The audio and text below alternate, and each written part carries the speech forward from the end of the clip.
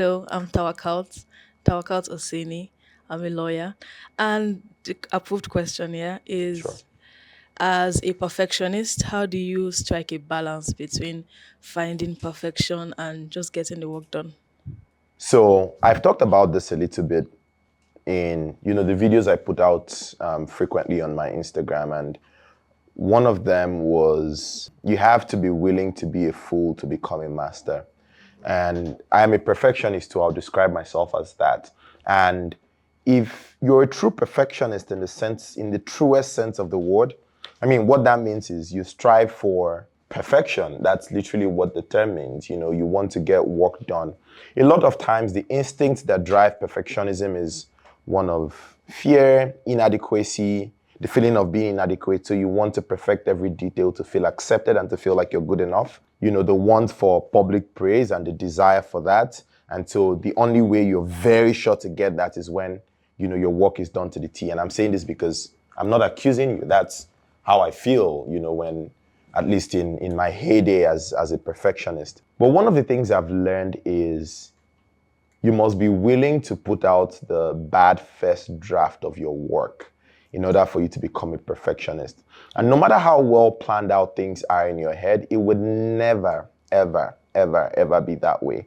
And so personally, that's why I've become a little averse to strategy and strategy meetings. And I think that's important. You shouldn't blindly and foolishly start to do things. But the only true learning you would ever get is the one you get when you're doing something.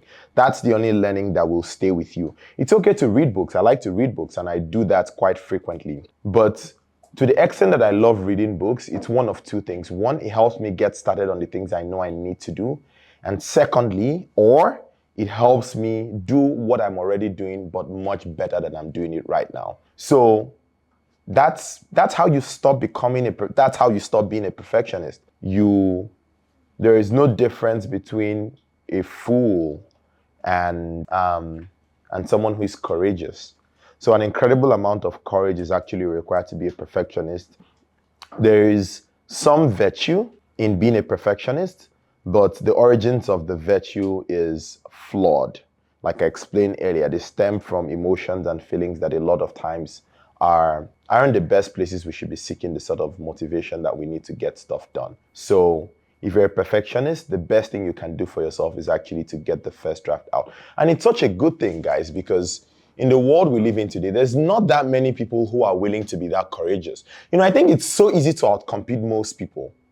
I think it's so easy because now the reason why is everyone has a brand.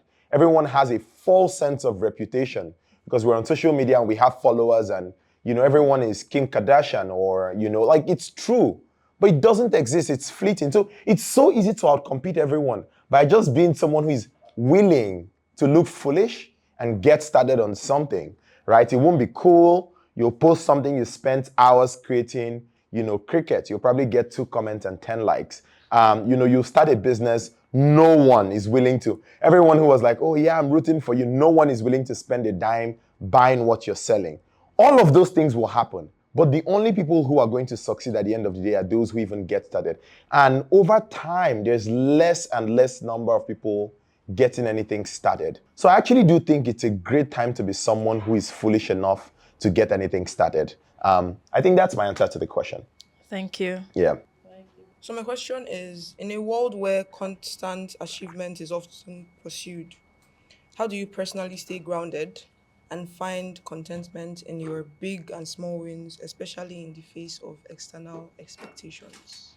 So how do you find contentment in your big and small wins? But look, when we say achievement is elevated above most things, when you think about the highest achievers they don't achieve things every day. The achievements are few and far between. So it's an amalgamation of small wins accrued over time that, every now and then we'll see the headline and it's a big win. To be frank with you, Boma, I think that we live and exist in okay, I'll try to be as sensitive as possible.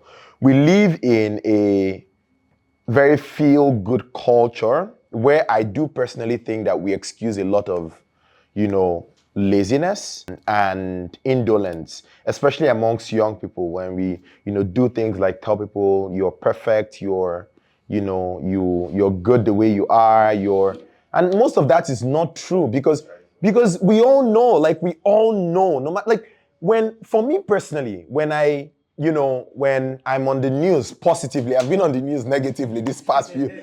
I wake up every day and I see myself on the news for something, not as appealing. But the point is, when I am on the news positively, as I mostly always am, there are most days I wake up and like I don't feel that great. Like, and you know that it is impossible to take solace in your achievement.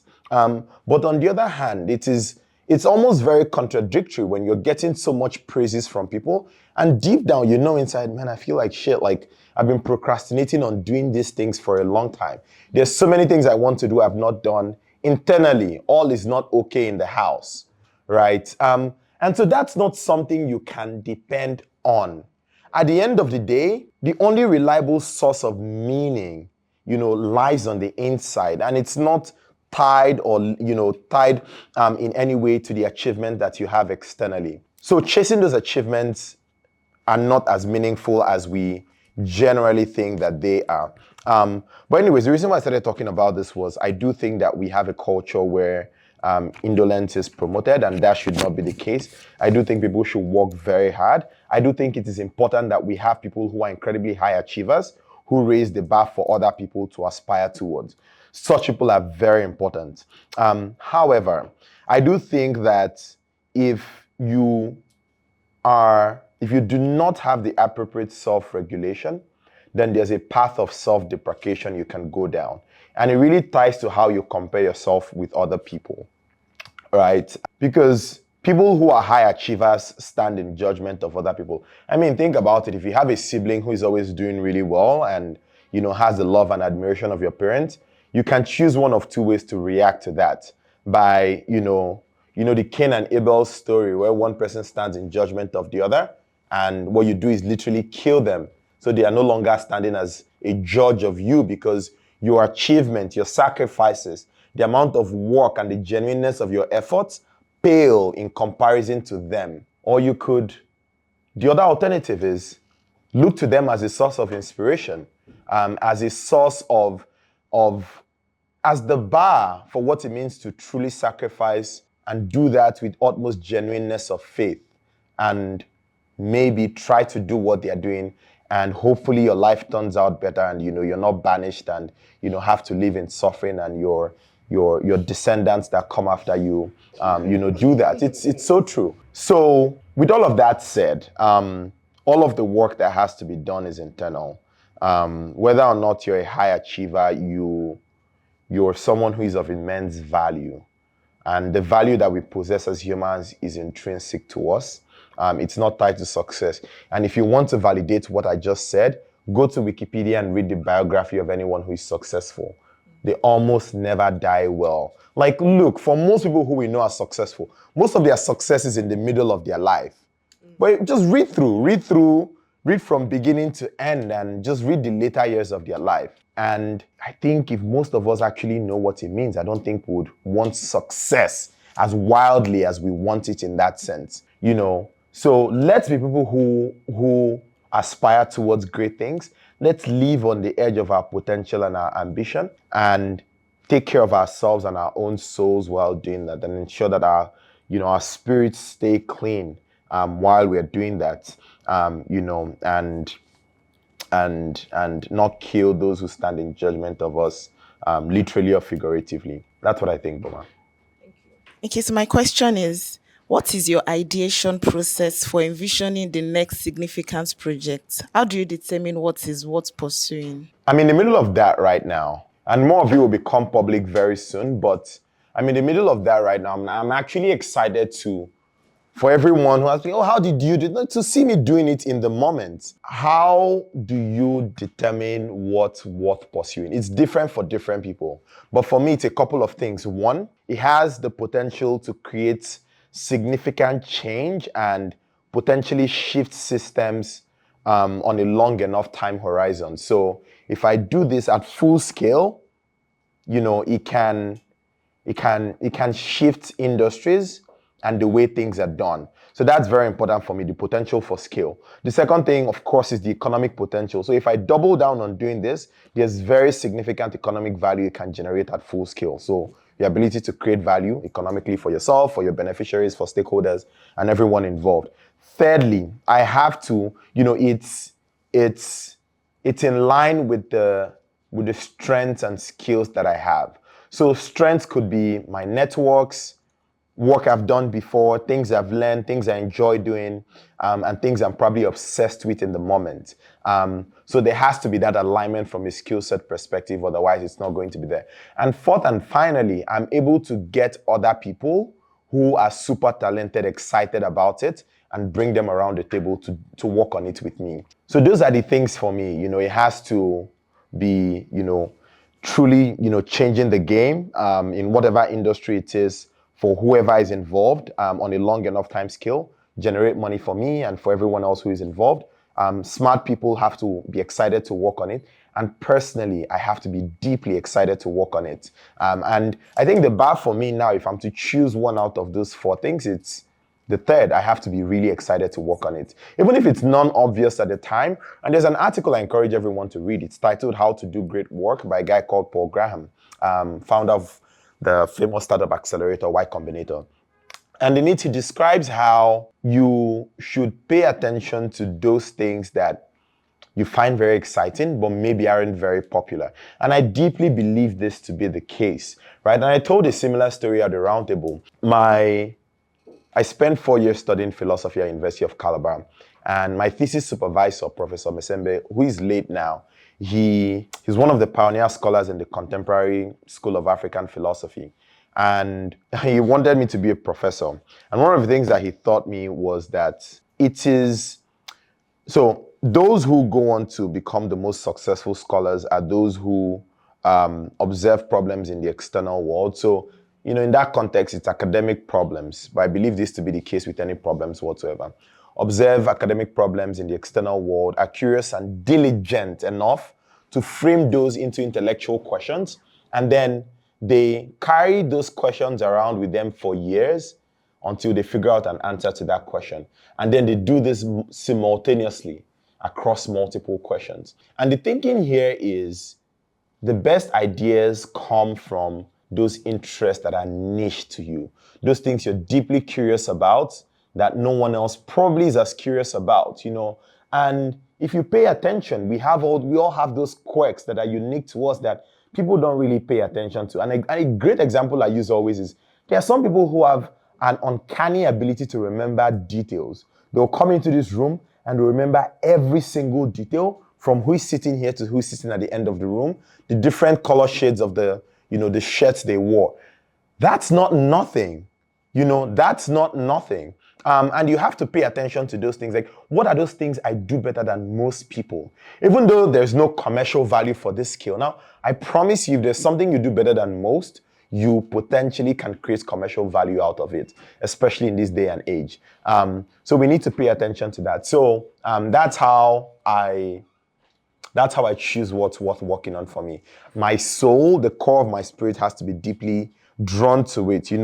When I wake up very early in the morning, it's what's on my mind before anything else comes to mind. Before I go to sleep, that's literally what I'm thinking about. That's how I decide what's worth working on. Ideation process, there's so many materials and so many, I don't know that we'll have enough time to talk through an ideation process. Of course, you have to be sure you're deeply excited about it. That's the first bar. I would say you have to be sure there's a market for what you're building, but not exactly. But you want to at least find out if you're solving a problem. For Y Combinator, what they always say is make something that people want. And you have to be sure you're making something people want. If you're trying to, maybe it's in the context of building a business, coming up with an idea, building a non-profit, whatever it is, be sure to be making something people want that delivers value to a great number of people, not just one person, a great number of people potentially, can benefit from what you're building in its subsequent iterations as you build it and scale it moving forward. Yeah. Thank you. Yeah. All right. Good morning once again. My question is: during the moments when you feel most discouraged, How do you find the strength to stay focused and motivated to keep going forward? During the moments when I feel discouraged, I just feel discouraged. How do I find the strength? Well, look, there are many times where like most productive people I know, they go through periods of slump where you just don't want to do anything. And that's been the case for me for a very, very long time. And I think I consider myself reasonably productive, above average productive. But one thing I've always done in those moments where, and this is me just talking about being in a slump, is like there's a fog. Usually I just wait for the fog to leave. Sometimes it takes a few days, sometimes it takes 2 weeks. But I usually just wait for the fog to lift, and when the fog lifts, it's fine.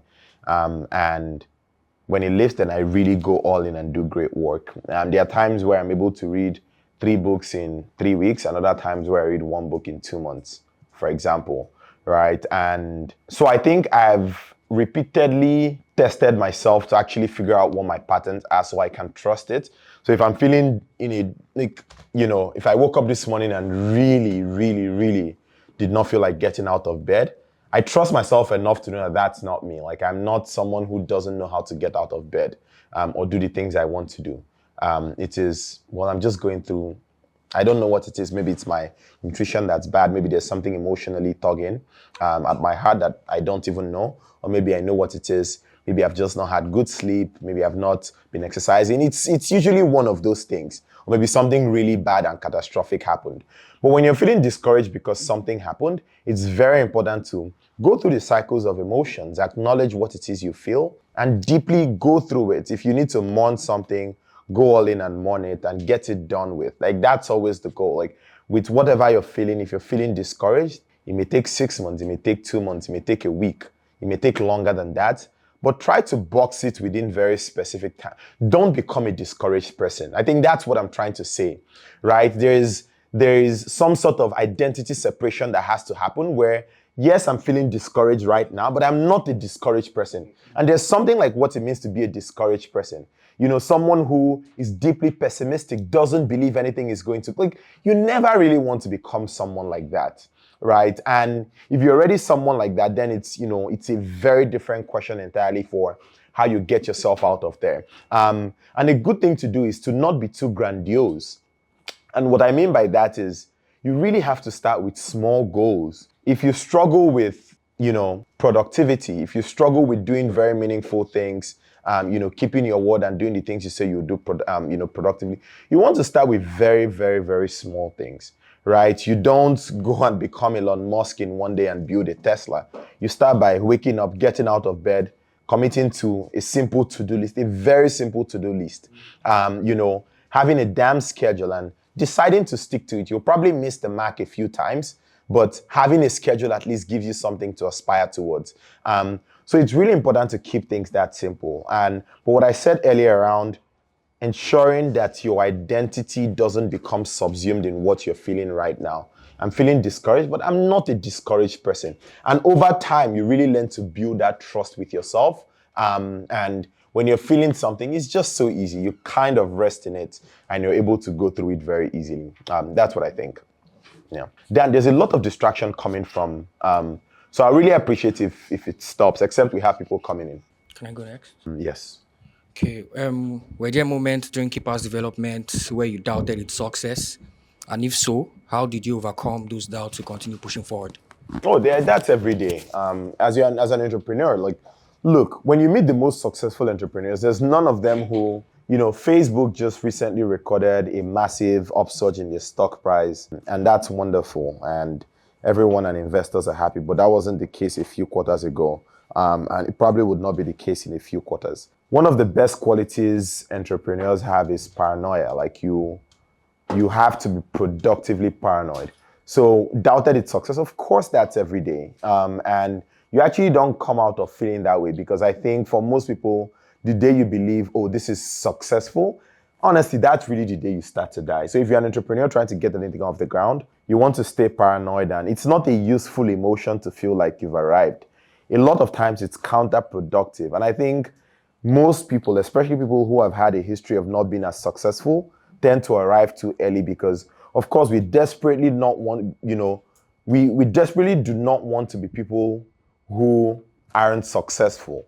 We want that identity switch to happen and for everyone to recognize us as, oh, this person is a successful person and is now a model for everyone else. And the way we optimize for that is by arriving too early, right? And slowly that means we start to keep up with appearance. We start to over-index on the things that we have versus the things that we don't have. And I think there is it's very important to balance both out. And the things that you have, especially materially, they're meaningless because they can get taken away from you. The things that are most important are those things that are core and intrinsic to who you are. Your skills, your attitude, your mindset, your networks, your connections, and your reputation. As a young person, the most important, you store all of your future wealth in your reputation. How wealthy you're going to be when you're 50 has absolutely no correlation with how much you have in your GT bank today, right? Most of your wealth is stored in your reputation that you have. Your reputation for, of course, your skills. Are you someone who can do really good work? But more importantly, your reputation for your integrity, your attitude. Look, I've worked with some of the smartest people I know, and there's many of them who I'll never work with again. And it's not because they are unethical but they are just not people I'll ever work with again because I do not think they have great reputations. And it's honestly really sad to see that for people who have worked hard and have been told all their lives, do the work and become really smart, like go to school, work really hard. And these are genuinely talented people that I want to be like in that sense. But when you come close enough, you actually see that opportunities will be denied to you if your reputation is not intact. It's almost very painful to see. It's really, really painful to see that there's a glass ceiling. There is a bar above which you would never rise, no matter how competent you are, if you don't have good reputation. And especially, I mean, by being someone who is a good person, right? Like if you're a good person and if people know you as a good person, not a nice person that people walk over like a doormat, right? A good person who has things that he or she believes in, stands by them or tries to stand by them, at least, has skills that are useful to the world. Look, you would be successful and your life is going to be set. So I do genuinely believe that as young people, we should invest a lot of time in trying to become people who are good people. And you can't be good if you don't have a worldview. If you don't have things you believe in, that other people know you for and other people can vouch for you for. That's the most important thing. So point here, my friend, is don't arrive too early. Seriously, don't arrive too early. Whatever arrival you do very early, you're stealing from your future self. And it's really important to try to keep yourself in a position where you can take risk and, lose everything. And that's something that I was actually thinking about for the sake of myself recently. And it's so, so, so important to be someone who is at least willing to do that by not tying yourself up in the fake grandeur of success. Yeah, it's not worth it. I promise. It's really not worth it. Hi everyone, my name is Victor. I'm an entrepreneur. My question is, how do you determine your priorities in life at any given time? I believe that your priorities make themselves obvious to you. You don't wake up and say, your overarching priorities make themselves obvious to you. If you just had a baby, right, your priority at that moment is, you can't escape it. It's taking care of your baby. If you're a teenager, your priority is figuring out how to get into the best school you possibly can manage and graduating with a decent degree. If you're in your early 20s, your priority as an individual is starting off identifying and building a decent professional career for yourself. So I do believe that at that level, our priorities make themselves manifest to us. But if your question is, and in what context are you asking the question? Maybe let's interact a little bit. More in general. Be specific. Why do you ask the question? What about you makes you ask?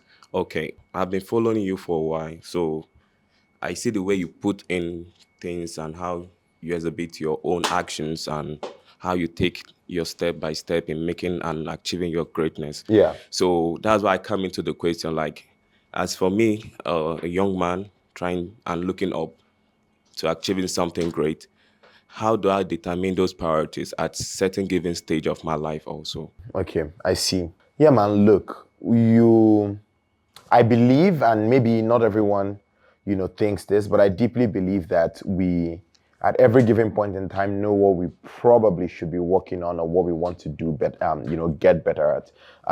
So for me, when I choose, for example, at the beginning of the year, what are my priorities? What are the things I want to work towards? The specific goals I prioritize in a given time period are tied to the overarching things I want to achieve with my life. And I don't know that there's a formula I can share with you, but quite frankly, for me, when, I tend to feel things very deeply in my spirit and I have no rest until I start to work on it. Like everything I'm doing here, for example, with building community, honestly, starting last year, organizing things like the roundtable, putting my voice out more. I wish I could help, but I could not. Like every time I tried to run away from doing that, I was troubled. And so for me, it's like, I don't know. Like my priorities in that sense make themselves manifest to me, But then I ask myself a lot of times, what do I need to do in order to successfully achieve this? And this is how I then figure out what I'm supposed to be prioritizing right now. And for some people, it is, well, if I'm to become a professional who is making X amount of money, well, maybe I need to spend time learning skills that are in demand. I need to learn how to code. I need to do XYZ thing. For me, it is maybe I need to become a good public speaker. I need to be able to sit in front of people and talk to them and get them to listen to me. It's all of these different things that prepare you for what you're supposed to do. So I do not think, and I'm happy to think about this a little more later, there's a formulaic way to figure out what's important to you. I deeply believe that deep down within our souls, we know what's important to us and what we should be working on. A lot of times, what happens, I realize, is we spend time actually running away from the things we know we should be working on. And then maybe that's why we now look for formulas for what should we be prioritizing. But if we deeply know what we should be doing and what we should not be doing and follow them, we won't even ask that question in the first place. Yeah, I think that's as good as I can do with that question, and is one I'll take note of to think about a little more. Yeah. Good morning, everyone. Hi. My question is actually for young founders and people that are working with new startups. It will just be focused on the issue with imaging barriers. Having startups from Africa, like from Nigeria mostly. Yeah. Your startup company, your brand company, or whatever company you're pushing, it has this negative imaging. They're already counting you out already with this negative imaging. How do we tend to break into the market? When you say negative imaging, what do you mean specifically? Specifically, nobody. We are all grown ups here. Most of our brands from Nigeria that will own ourselves. Once you start pushing your brand, or probably you want to launch an IPO, or probably you want to have investors come on board from other countries and all that, they first rule you out. Yeah. Yeah. Probably, they say, okay, Nigeria is not a good country for startups. It's not a good place to throw in money and all that. Yeah. So how do we overcome all this imaging barrier? I call it imaging barrier. Yeah. Yeah. By voting in a reasonable government. That's but look, it's something we'll have to deal with, and I think the earlier we accept that it's a fundamental reality of our lives, the better. I think if I'm in any investor's shoes, I'll say exactly the same thing. If you are, you'll probably say the same thing. And I don't think it's bias, but it's just true. Like, we have a terrible economy, a terrible economy. That's it. And I think for most investors who are looking for a return on investment, it's not a really great place to put their money. Of course, there's the imaging barriers, the hush puppies and co. But to be very frank with you, that's not been my experience talking to people that there is an image of Nigerians not being trustworthy. I think any good businessman, any good investor knows to not make foolish generalizations, because people who make foolish generalizations do not make money. Pessimists do not make money. Quite frankly, they know that. So, and most people are intrinsically selfish. So what they're even looking for is diamonds in the rough, like people who, in this place where most people are supposedly bad, people who maybe have some sort of integrity or reputation, and it's like, because there's a dime a dozen. look, the best investors have way more money than they know what to do with. There's much, like, there's so much capital chasing very few founders. And that's why the best founders in the world, they have it easy. Like, capital is the least of their problems. And when you get to that point where capital is the least of your problems, you're in a very good place. Of course, as a Nigerian, no matter how well achieved you are, as someone doing any work on this continent, that is still a barrier you'll have to, deal with and overcome. So ways you can deal with that from my personal experiences, do things, have some sort of track record that helps identify you as someone who is credible and trustworthy. So for me, it's very many things. Is, of course, I think being a debater helped, and of course, he helped me build practical skills. Going to the grad school I went to helped. Working at TikTok helped. Everything I'd done professionally helped. Building a social enterprise as a teenager helped. The awards I had won along the way helped. All of those little things here and there. More importantly, having people who can vouch for you help. So every investor who has invested in anything I've done always goes to ask other people, oh, I'm talking to this guy. He seems interesting. What do you think? What do you think about him? If you decide to do something, for most founders who go on to become second-time founders, new investors would ask all your former investors, how was he like working with this person? Are they stubborn? Are they all of the questions to have, all the red flags to point towards?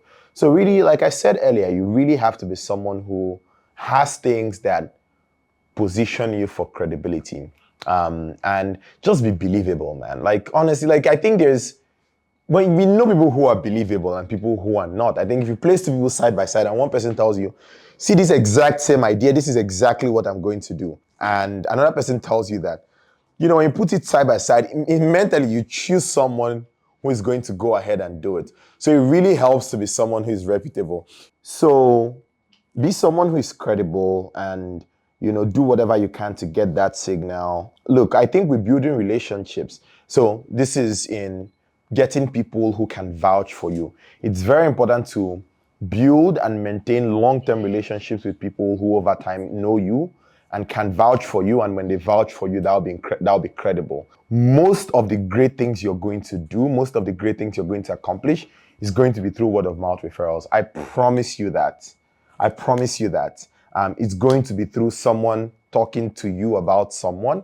Most of the capital you'll get, most people meet their spouses through word of mouth referrals. It's as funny as that. And I believe with building relationships, it's important to find, the 10 to 15 people who you feasibly can reach, the most credible people you know, and build deep relationships with them. Because if 15 of them are credible and know 1,000 people, then they are going to help, if 15 of them know 1,000 people, then that's 15,000 people who are 2 degrees, removed from you. And I think that's incredibly important. And when you're building those relationships, they have to be genuine long-term relationships, not just things you do. And I see people, a few people try to do this even with me. It's almost like, oh, hey, I can do this for you, but now I need you to do all these things for me. I'm like, fuck off. Like, no, like, you don't do that. You can't play short-term games. You really have to play long-term games. And it doesn't even have to be a game. It shouldn't be a game, because the moment you think about it as a game, then it loses its genuineness, right? A lot of times people for 7 to 10 years before they do anything for you. But when they do, it can change your life. Trust me on that. So selflessly build relationships. Try to be global. I think it's the simple things, man. Simple things make all the difference. Like, read globally, be connected to what's happening in the world, make yourself a global citizen, regardless where you are. Don't be a local champion. Don't be swallowed by the nonsense and the noise happening locally. Like, there's more we could be, right? And if people recognize that we're that, then there's nothing we cannot do. And we realize that even being in Nigeria is an advantage. We're around our families, where things are relatively cheaper than other parts. So if you think of yourself as a global citizen who is in Nigeria at this point in their lives, that mindset you would think and see yourself very differently, right? And it's not, I'm confined by where I am, and I'm a local champion who is trying to outdo the people who I went to primary and secondary school with, and I'm trying to go back home to the village and show them how cool I am. Like, enough of that. And the people we look up to, the local nonsense champions, enough of that. Let's stop looking up to the wrong people and seriously be really global from day one. And it's hard work. I promise you, it's really hard work. Right? There's many rooms I go into globally and I'm like the dumbest person. I was telling a story last week, last week. In 2016, I was in my third year at University of Calabar, and I got selected. Well, I didn't really get selected. I kind of like forced myself into the chief adjudication panel, one of the most prestigious debate championships in the world. It was happening in New York, and at the time, my debate partner and I, my first trip to the US, had gotten invited to compete at Harvard, and this was happening a week before our Harvard tournament. So I saw that this, competition was happening, and I wrote a note on Facebook Messenger to the organizer of the tournament, Professor Eric Barnes, and told him, look, in my local circuit, I'm some sort of a figure. I was the best debater in my country last year. Being on this panel will help me get a lot of knowledge that I can bring back and cascade. And he's like, okay, I'm going to discuss this with the internal committee at our next meeting in a few days and come back to you. I sent him like my CV, just, shooting my shot. And he came back to me and it was positive. That was great. But that was only the start of this. It was nice and everything. When I got there were 8 people, and then me, person number 9, on the chief adjudication panel. And the job of a chief adjudication panel at a debate tournament is to set motions, you judge debates. But the most important thing is really setting motions and allocating judges to rooms. And setting motions is not the easiest thing. When you have 9 people who are supposedly very smart and opinionated, trying to agree on what motion should go in what round. So there's 9 different rounds and you have to set 9 different motions. And I was in a room with people who were, world champions, who went to schools like Cambridge and Harvard, not necessarily because they went to those schools, but because they are very, very, very smart people. In that room, I was like, Jesus Christ. I thought I was smart, but I could barely get a word out. Like, I could barely, meaningfully contribute to the conversation. So I was like, you know what? Oh, you guys, I started doing things like writing on the board. Like, okay, you guys are saying this, let me take notes. Like, taking notes, getting coffee, like, just being useful. But the point is, when I came back home, I was like, I'm king of the circuit. But it's so easy to delude yourself. Be like, I'm king of the circuit, nothing else matters. And set the bar for yourself so low, so you feel like you're a high achiever in the midst of, people who aren't as good. But when you set the bar really high and, okay, it's my goal to, the chief adjudicator of the tournament, his name is Michael Dongochen, MDG as we call him. So I asked him, like, how do you go from being just a regular smart debater to being world champion and really good? Because like in 2015, every single day, 365 days a year, he wakes up in the morning, he sets a debate motion, he finds a debate motion online, he prepares for it in 15 minutes, stands in front of the mirror, and does a 7-minute speech every morning, 365 days. That level of dedication is not one that you can't muck around with that. And he records his speeches and gives himself feedback. In 1 year, he was world champion and best speaker in the world. But the point is, I knew that those were the sorts of people who I needed to surround myself with. Those were the sorts of people who, that was the bar for excellence, right? And it was so easy for me to be like, oh, is this other people who are around me and compete and I'm so good. Like, yeah, my university is better than. I did that. It was nice and fun, but that was not the game I was playing.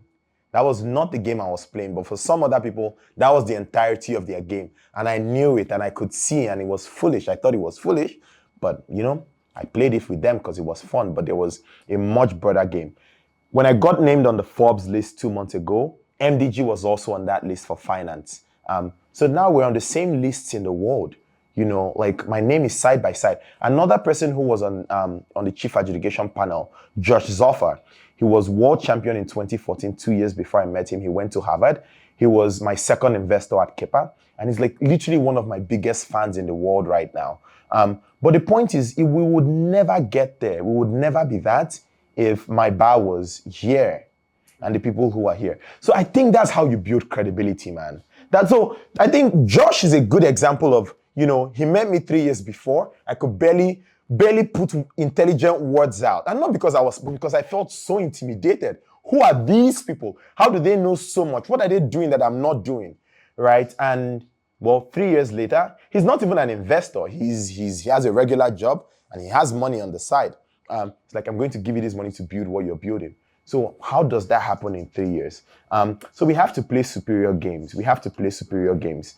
There are people who were born in this country, went to school in this, like they don't come from anything. I think a lot of times when people also like, Kennedy's, I'm like, sure, like I've been blessed and I'm grateful. I have great parents who had a vision for my life from very young and worked hard to instill that. But we all have things we're born with.